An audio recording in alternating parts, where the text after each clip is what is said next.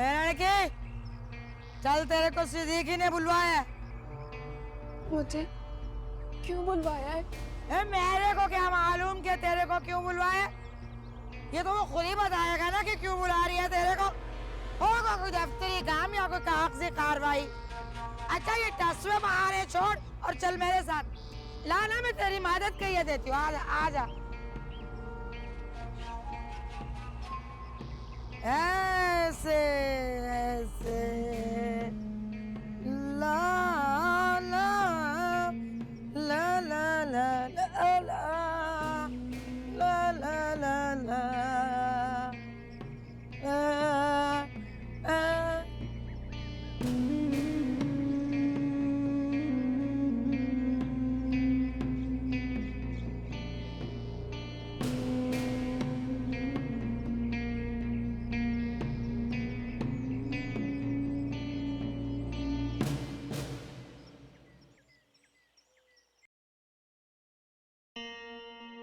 आप किसी के साथ सफर करते हुए ऐसे ही खामोश रहती हैं?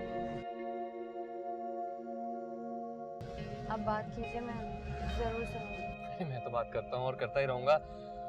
लेकिन देखें, अगर आपको मेरी कोई बात बुरी लगे तो 4-6 सैंडल मार लीजिएगा, लेकिन प्लीज बेहोश ना होइएगा।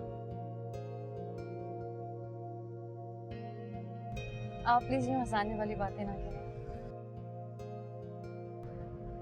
जिंदगी ने मेरे मुकद्दर में ये तोहफा बहुत कम रखा है। ये ना हो कि आपके साथ इस पूंजी को लुटा बैठो, फिर सारी जिंदगी हंसने को तरसती रहो। ऐसे ये लड़कियां बैक वक्त हंसने और रोने की एक्टिंग कैसे कर लेती हैं? आपकी जिंदगी में कितनी लड़कियां हैं?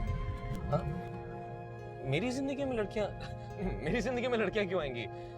नहीं मतलब लड़कियां ही आएंगी, लेकिन वो सब कजिन्स और बहनें वगैरह हैं तो सब फर्स्ट क्लास एक्टिंग करती हैं। एनीवे वो मैंने आपको एक जॉब ऑफर की थी, उसके बारे में क्या सोचा आपने? मैंने आपको कहा था 2-4 दिन में सोच के बताऊंगी। लेकिन मैं आपको बता दूं कि मैं ना बिल्कुल नहीं सुना।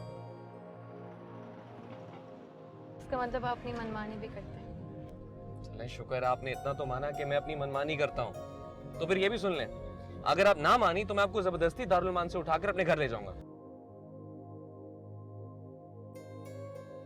सोच दीजिए, काफी वजनी हूँ मैं। खैर इतनी भी नहीं है।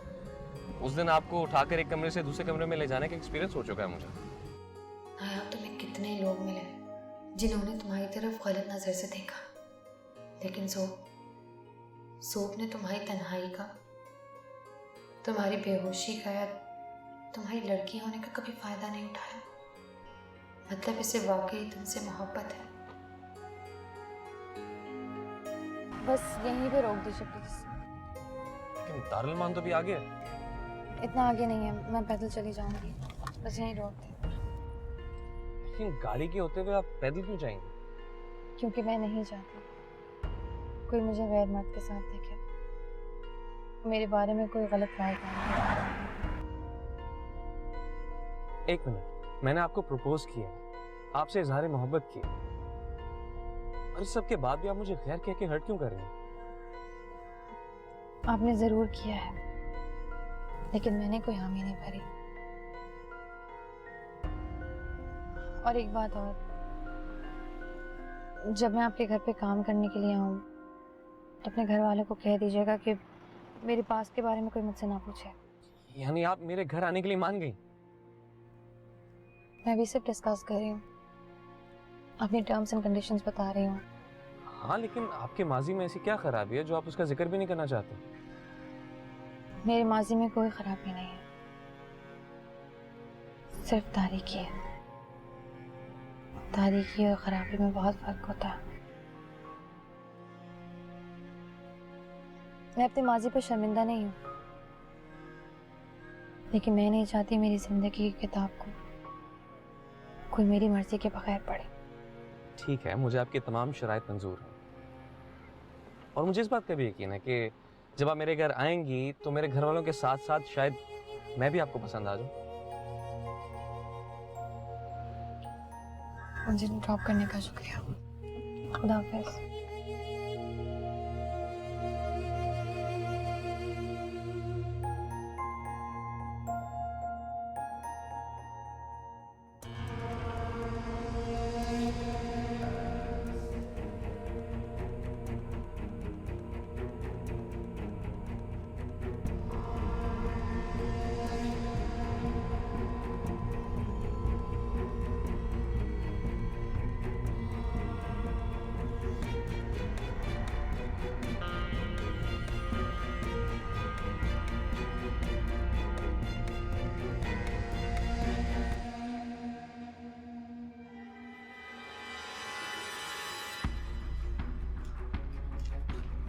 अरे सदफ, सदफ कहाँ लेके जा रहे तुम्हें? सदफ, चलें हटे बीबी हटे। क्या किया है तुमने? सदफ, कहाँ लेके जा रहे सदफ को? विक्की को क्या हुआ है? बीबी जी वो उस तरफ रोजीना को देखें, उसकी क्या हालत हो गई है।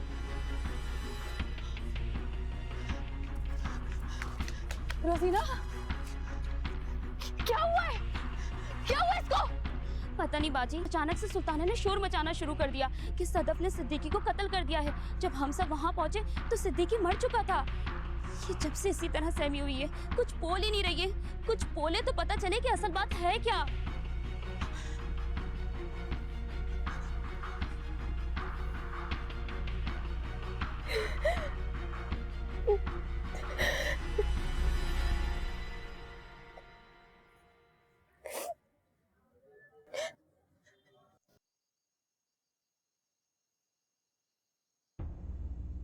अब बताओ रोजीना, दिन में क्या हुआ था?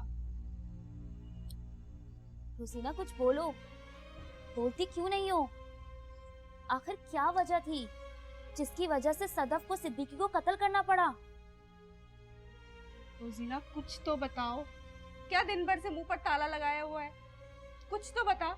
सिर्फ ताला ही नहीं, इसने सुबह से ना तो कुछ खाया है और ना ही कुछ पिया है। लेकिन इसे कुछ बोलना तो चाहिए ना। जीना बताओ, अगर तुम कुछ भी जानती हो इस बारे में तुम इसको बता तो दो। ये कुछ बोलेगी, गवाही देगी तो सदफ सिद्दीकी के केस में बचेगी ना। देख रोजीना, घबरा मत। अगर तू किसी और से नहीं कह सकती तो कम से कम हमें तो बता दे। रहने दो, इससे पूछने का कोई फायदा नहीं है। क्यों रहने दो बीबी जी?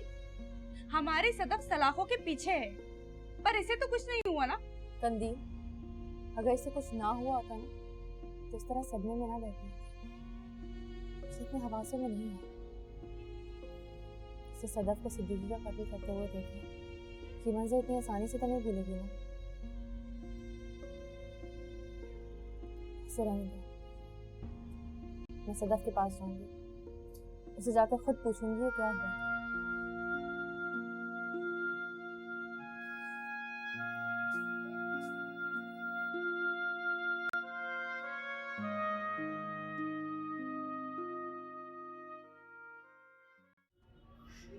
तुम ही तो हो जिस पे मुझे भरोसा है।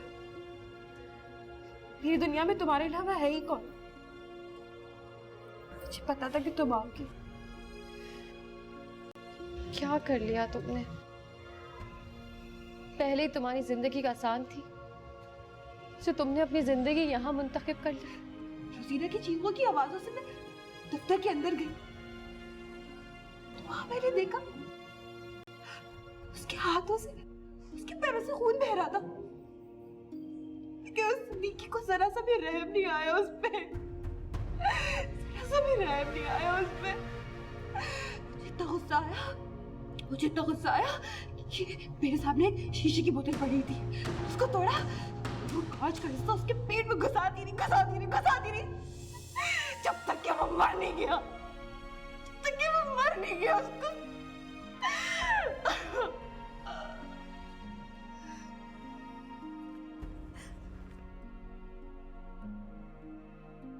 रोजीना तो बहुत सदमे में,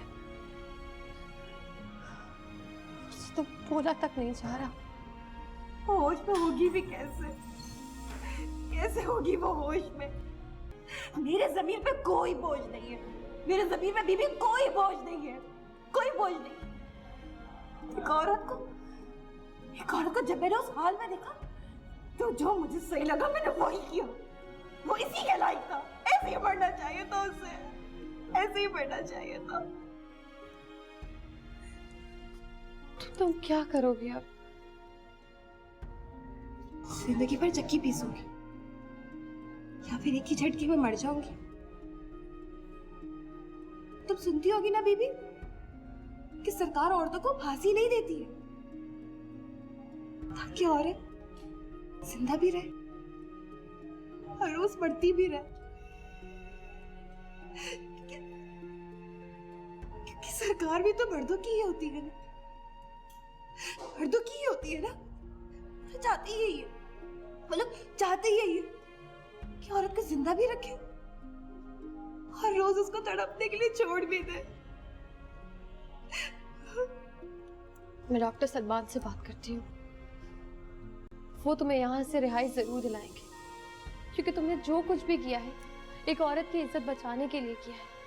नहीं बीबी जी नहीं, मुझे अब किसी का रहम नहीं चाहिए और ना ही मुझे रिहाई चाहिए। रिहाई की आस तो वो लोग करते होंगे जिनका कोई घर बार होता होगा, तो लवारिस हूं, एक जेल से निकल के दूसरी जेल में आ गई, मुझे कोई फर्क नहीं पड़ता, कोई फर्क नहीं पड़ता।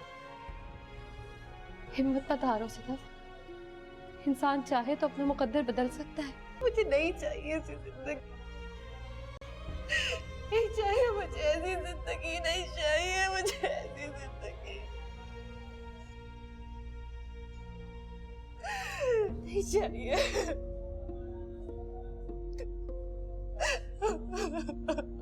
अल्लाह,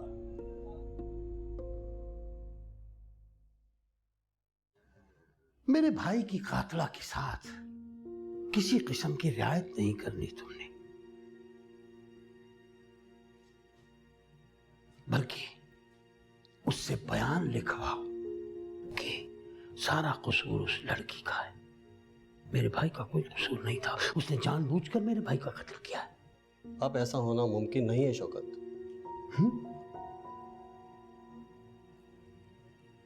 क्यों क्यों मुमकिन नहीं है? एक तो मेरा भाई कत्ल हो गया और वो भी इतने गंदे इल्जाम में कि पूरे खानदान में हमारी नाक कट गई है।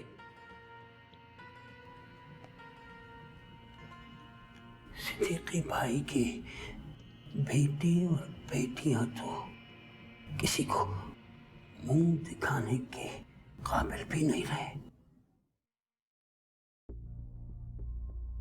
भाई मेरा चला गया, मगर मैं उसकी मौत को एक इज्जतदार मौत कहलवाना चाहता हूं। इसके लिए जितना भी पैसा खर्च हो मैं देने के लिए तैयार हूं। तुम मेरी बात नहीं समझ रहे हो शौकत। वो लड़की अपना बयान रिकॉर्ड करा चुकी है, बहुत सारे लोगों का नाम लिया उसने। वैसे भी ये केस मेरे पास नहीं, एसपी साहब के हाथ में। बात बहुत ऊपर तक पहुंच चुकी है शौकत। आप जरूर सिद्दीकी साहब के भाई हैं, और शायद यहाँ उनके गुनाहों पे पर्दा डालने आए हैं। एक बात याद रखिएगा, आपके भाई ने जो किया है उसकी गवाह कोई एक लड़की नहीं, बल्कि दारुल अमान की कई लड़कियां हैं। किस किस के बयान को बदलवाएंगे आप? आपके भाई को ये सब नहीं करना चाहिए था। उन्होंने अपनी जिंदगी के साथ साथ अपनी आखिरत भी बर्बाद कर दी है।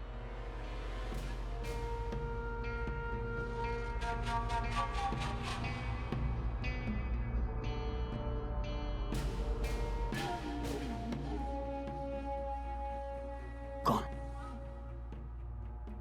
कौन है ये लड़की? ये दारुल अमान से सदफ से मिलने आई है।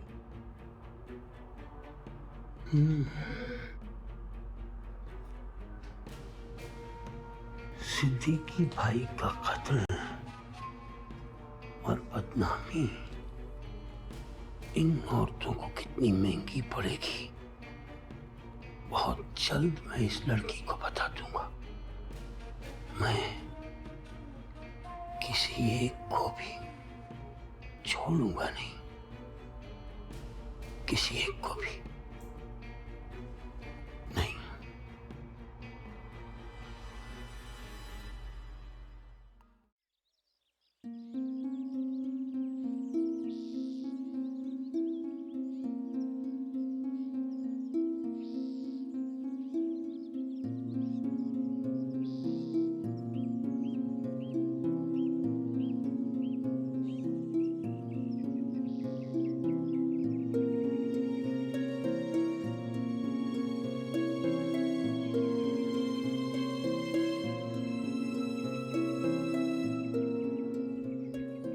किस जुर्म में लेके जा रहे हैं?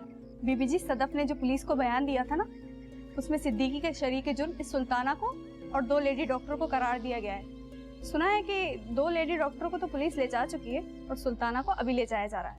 बाजी, सदफ ने जो काम कर दिखाया ना, वो हम में से यहाँ किसी ने नहीं किया। अरे पता है, दफ्तर में बड़े लोग आए हैं और निगरान भी। उसी ने रोजीना को अस्पताल भिजवाया है।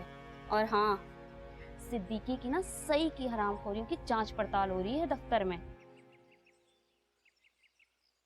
हेलो मिस नायाब। वालेकुम अस्सलाम। मैं आप ही को ढूंढ रहा था। I am really sorry about everything. पर सिद्दीकी के कारनामों के बारे में ना मुझे और ना ही बोर्ड ऑफ डायरेक्टर्स को कुछ पता था। जैसे ही हमें पता चला हम आ गए। ये हैं जावेद साहब। अब आज से दारुल अमान के ये नए मैनेजर हैं। और जावेद साहब, मैंने जिक्र किया था, ये है नायाब। जी वालेकुम सलाम। क्या मैं आपसे दरख्वास्त कर सकता हूँ कि आप बोर्ड ऑफ डायरेक्टर्स से मिल लें? इनफैक्ट इन सारी औरतों को ले जाएं, इनकी कंप्लेंट्स जो भी हैं वो दर्ज कर सकते हैं। मैं नायाब से 2 मिनट बात करके फिर ज्वाइन करता हूँ। थैंक यू जावेद साहब।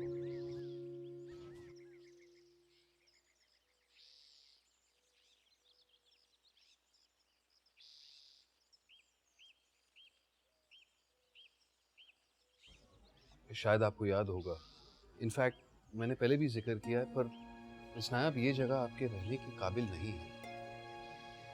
अब तो आपने खुद अपने आंखों से देखा है, खुद आजमाया है। क्या फिर भी आप मेरे साथ मेरे घर पे रहने नहीं आएंगे?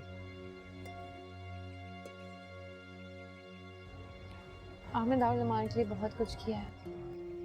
मुझे उम्मीद है कि सदफ जो जेल में बंद है, आप उसके लिए भी कुछ करेंगे। जी हाँ, मैंने एक काबिल वकील को हायर तो किया है। इंशाल्लाह उम्मीद है उसे रिहाई मिल जाएगी। पर आपने अभी भी मेरे सवाल का जवाब नहीं दिया। आप क्यों बार बार एक ही सवाल करके मुझे शर्मिंदा करते हैं? जब मुझे ऐसा लगेगा मैं आपको खुद बता दूंगी। फिलहाल आपकी वो मीटिंग ज़्यादा इम्पोर्टेंट है। मैं आपको डिस्टर्ब नहीं करना चाहती हूँ। हम आपके लिए जितना डिस्टर्ब्ड हैं, काश कि आपको इस बात का भी एहसास हो।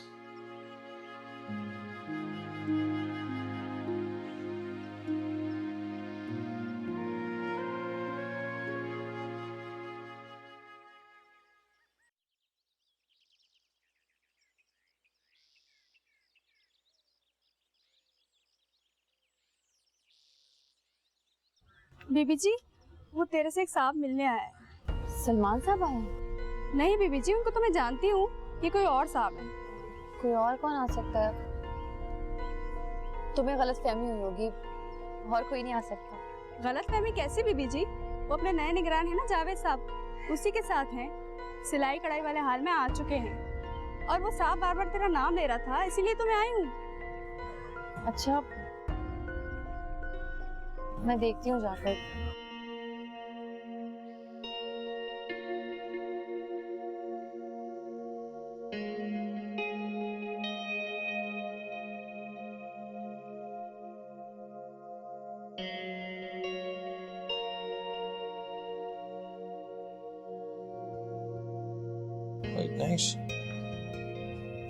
अस्सलाम वालेकुम। गालिबन आपने मुझे पहचान नहीं लिया होगा मिस नायाब। जी, आपके सैंपल्स बिल्कुल तैयार हैं। मैं खुद ऑफिस लेकर आने वाली हूँ। अरे सैंपल्स तो मैं देख चुका हूँ और 2 दिन में ऑफिस से किसी को भेजकर मंगवा भी लूंगा। जहाँ तक कि सकीर फकीर की यादाश्त का सवाल है, आपने वादा किया था कि आप इस खाकसार के बारे में अपनी राय का इजहार करेंगे। मैंने तो ऐसी कोई बात नहीं की। खुदा, मैं सही कह रहा हूँ। आपके यही ख्यालात थे जब हमारी आखिरी मुलाकात हुई, वरना मैं इतने लोगों के सामने ऐसी बात क्यों कहूँगा? आपको जरूर कोई गलतफहमी हुई है। बिला वजह मिसअंडरस्टैंडिंग पैदा ना करें। आपको अंदाजा भी है कि मेरी मामा को आपकी देखभाल की कितनी जरूरत है। आपने खुद ही कहा था कि मेरी मामा की देखभाल को आप एक आइडियल बहू, आई मीन एक आइडियल लड़की की तरह अपनी जिंदगी का मकसद बनाएंगे। शायद जावेद साहब को पता नहीं कि हमारी एंगेजमेंट। प्लीज आप अपनी हद में रहिए। 1 मिनट, एंगेजमेंट का क्या मतलब दे रही हैं आप? वैसे जावेद साहब, इस वर्ड एंगेजमेंट के भी काफी मीनिंग है। इस वक्त एंगेजमेंट को मैंने ऑक्यूपाइड और बिजी होने की सेंस में यूज किया है। लेकिन आप प्लीज आज ही मेरे साथ चलें और अपनी जॉब स्टार्ट करें, क्योंकि आज महीने का पहला दिन है। आप जितने दिन वेस्ट करेंगे उतनी आपकी सैलरी कटेगी और मुझे बिल्कुल अच्छा नहीं लगेगा। मैं एक असूल परस्त इंसान हूँ। अच्छा, मैं आ रही हूँ, आप प्लीज ऑफिस में वेट कीजिए। थैंक यू सर, ये सब अप्रूव हो चुके हैं, बस आप बाकी फॉर्मेलिटीज बताएं जो साइन वगैरह करने हैं हमने। जी श्योर श्योर, प्लीज आइए।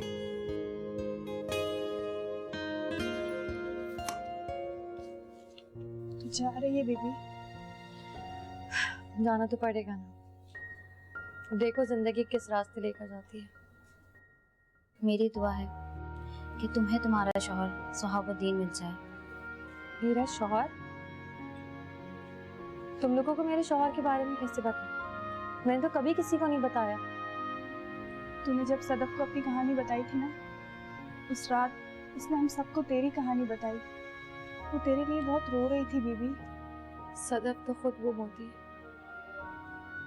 जिसकी जितनी कदर की जाए कम है। जानते हो, सदफ के जाने के बाद के दारुल अमान तो जैसे मुझे काटने को दौड़ता है।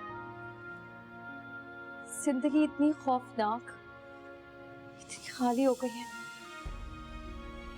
कि मैं एक नए रास्ते पर कदम बढ़ाने के लिए मजबूर हो गई। अब तो मेरी जिंदगी का सिर्फ एक ही मकसद है, सुहाबुद्दीन को ढूंढना। पूछूं उससे, उसे ये दाग याद है भी या नहीं? तुम किसी अजनबी के साथ जा रही हो। मैं बस अपने अल्लाह से यही दुआ करती हूँ कि अल्लाह पाक तुम्हें हर बला से महफूज रखे। मैं ख्याल रखूंगी अपना। मिस नायब, मैंने इस पेपर पे मिस्टर जूफ से लिखवा लिया है कि अब आप उनकी जिम्मेदारी हैं। कल को कोई ऊंच नीच होती है तो उसके जवाबदेह भी वही होंगे। इस फाइल में उनका एड्रेस, NIC की फोटोकॉपी और उनके सिग्नेचर मौजूद है। आप भी प्लीज इस पे साइन कर दीजिए।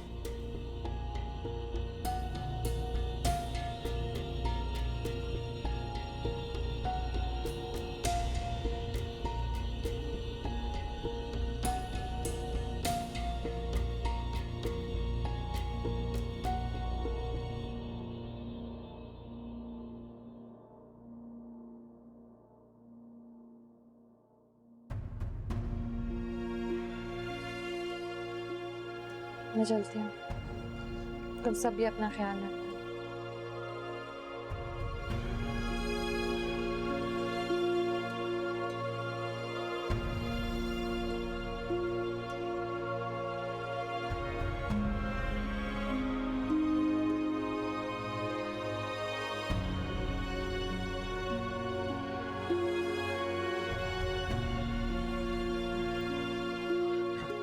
ये आप अंदर सबके सामने किस तरह की बातें कर रहे थे?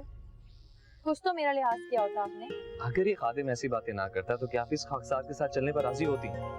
4 दिन में जवाब देने का कहकर आप तो भूल ही गई थी कि मैंने आपको एक ऑफर दी थी। आप इतनी सख्त उर्दू कब से बोलने लगी? जब से इस फकीर फकीर को आपसे इश्क हुआ है, इस फकीर फकीर ने शेर व शायरी की 50 किताबें याद कर डाली हैं। एक शेर सुनाता हूँ, ये इश्क नहीं आसान, बस इतना समझ।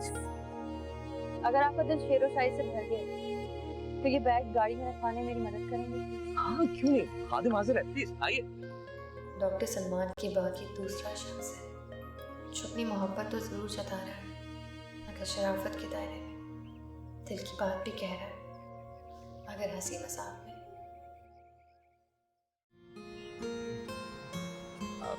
आप तो कोई बात करेंगी नहीं तो मुझे न्यूज़पेपर ही पढ़ के सुना दे, मैं इसी से गुजारा कर लेता हूँ।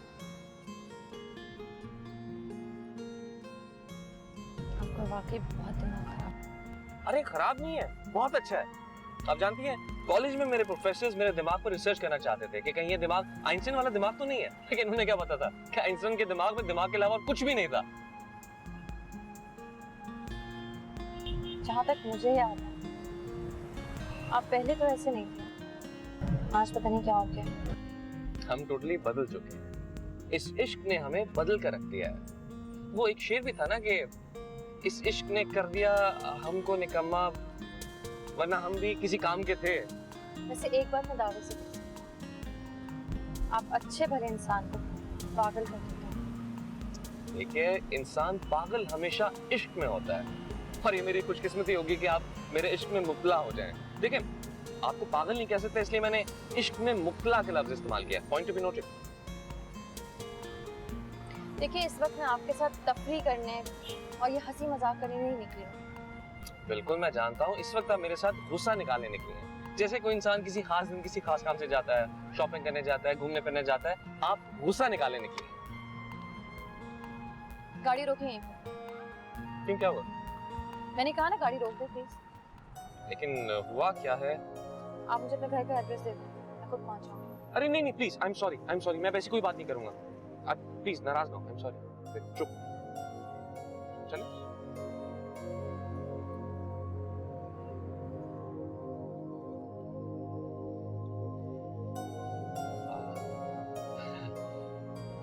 आपका रिलैक्स मूड देखकर लगता है कि आपने गुस्सा थूक दिया। वैसे ये गुस्सा भी क्या चीज है? कोई पान की पीक है या गरारे का पानी किया और थूक दिया? I'm really sorry. आपको प्यास लग रही है तो हम कहीं रुक के जूस पी लें? अगर आपको प्यास लगी है ना तो आप जूस पी लीजिए, मेरी आड़ के लिए। आपके होते हुए किस कमबख्त को प्यास लगेगी? एक वो शेर था, कमबख्त याद नहीं आ रहा। मैं गुलाब ही गुलाब। आप एक बात जानते हैं, आप पहले 2 दफा तो सॉरी कह लीजिए। हाँ, और अब तीसरी बार फिर सॉरी कह रहा हूँ। I am really sorry. Actually मैं ये कह रहा था कि जब आप जैसा खूबसूरत चेहरा साथ हो तो इंसान को भूख प्यास का एहसास ही नहीं होता। अरे आपने मुझे न्यूज़पेपर पढ़ के नहीं सुनाया? एक काम करें, उसके अंदर जो एड्स वाले पेजेस होते हैं ना, उसके अंदर देखें कि कोई अच्छी कॉफी शॉप या कोई अच्छा जूस कॉर्नर का कोई इश्तार हो, वहां से हम जूस पीते हैं या कॉफी पी लेते हैं, जैसा आपका दिल चाहे। लेकिन देखें, ये डिपेंडेंट है आपकी चॉइस के ऊपर। अगर आप जूस पीना चाहती हैं हम जूस पी सकते हैं। अगर आप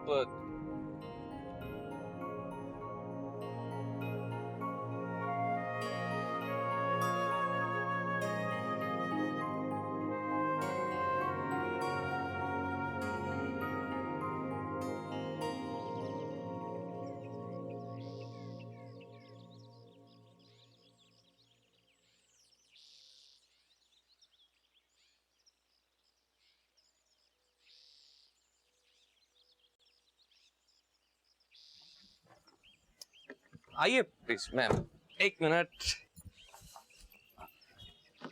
आइए इस तरफ। आप अंदर जाइए, मैं आपका सामान निकलवाता हूँ। और देखिए प्लीज, अपना ही घर समझिएगा, लिहाज व्याज मत कीजिएगा, ठीक है? प्लीज जाइए। बाबा, ये सामान गाड़ी में से निकलवा के अंदर भिजवा दो, ठीक है?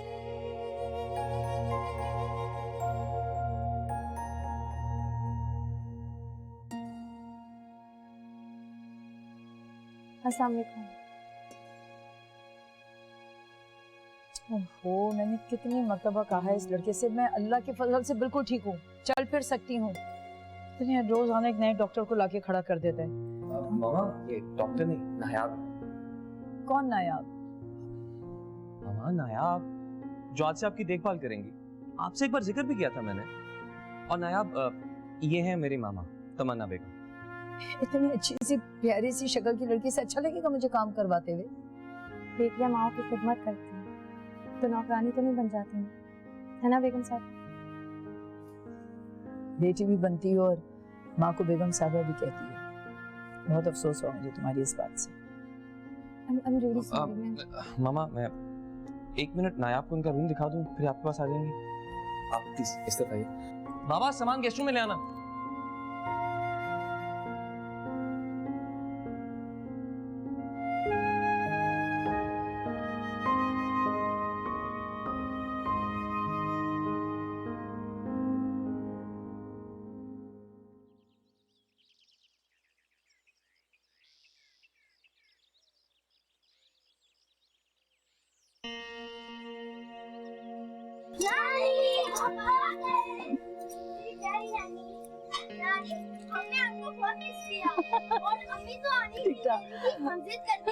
अच्छा किया ना, तुम लोग आ गए, मैं बहुत याद कर रही थी तुम सब बच्चों को।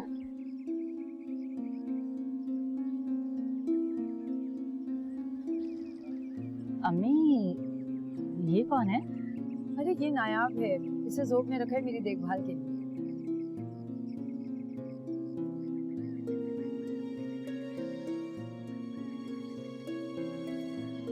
देखभाल के लिए? अगर मेरी नजरें धोखा नहीं खा रही तो ये मुझे कहीं से भी देखभाल के लिए नहीं लगती। अभी सब खैरियत तो है ना? सब खैरियत है, तुम्हारे सामने है, तुम कहना क्या चाहती हो? भाई मैं भी इसे डॉक्टर समझी थी अपना, शक्ल सूरत से इतनी प्यारी है, लगता है किसी बहुत बड़े खानदान की लड़की है। बेटा मुझे ये बताओ कि तुम ये नौकरी क्यों कर रही हो, ऐसी क्या मजबूरी है, तुम कहाँ से आई हो?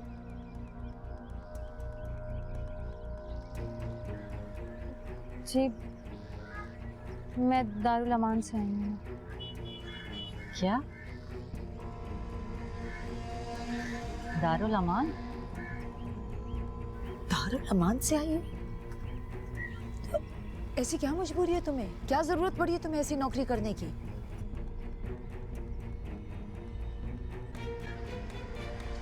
मैं वहाँ नौकरी नहीं करती थी, वहाँ रहती थी।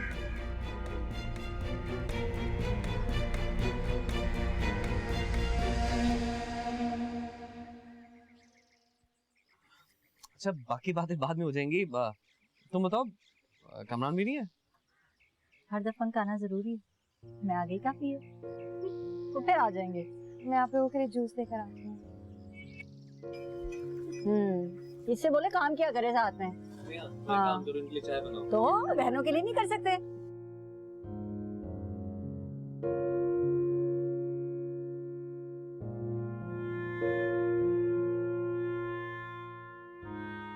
मैं बहुत शर्मिंदा हूँ आपसे, I'm really sorry। आप इस तरह सीरियस बिल्कुल अच्छे नहीं लगते। नहीं, I really mean it। आपने शर्त रखी थी कि आपके माजी के बारे में कोई नहीं पूछेगा, लेकिन यहाँ तो मेरी फैमिली ने आपके आते ही आपकी जांच पड़ताल शुरू कर दी। मैं वाकई बहुत शर्मिंदा हूँ। मैं जानती हूँ, जब घर में कोई नया नौकर आता है तो थोड़ी बहुत मालूमात तो सभी करते हैं ना। ये आप अपने बारे में कह रही हैं? जी अपने बारे में ही कह रही हूँ। मेरा माजी जो भी था वो था, हाल में मैं आपकी नौकरानी ही हूँ। Please stop it। I hate this type of conversation। क्यों? किसी बिजनेसमैन को बिजनेसमैन, डॉक्टर को डॉक्टर, इंजीनियर को इंजीनियर ही कहा जाता है ना, तो फिर नौकर को नौकर क्यों नहीं? इसलिए कि आप नौकर नहीं हैं। तो क्या आप मुझे घर की मालकिन बनाकर लाए हैं यहाँ? हाँ, मैं आपको इस घर की मालकिन ही बनाकर लाया।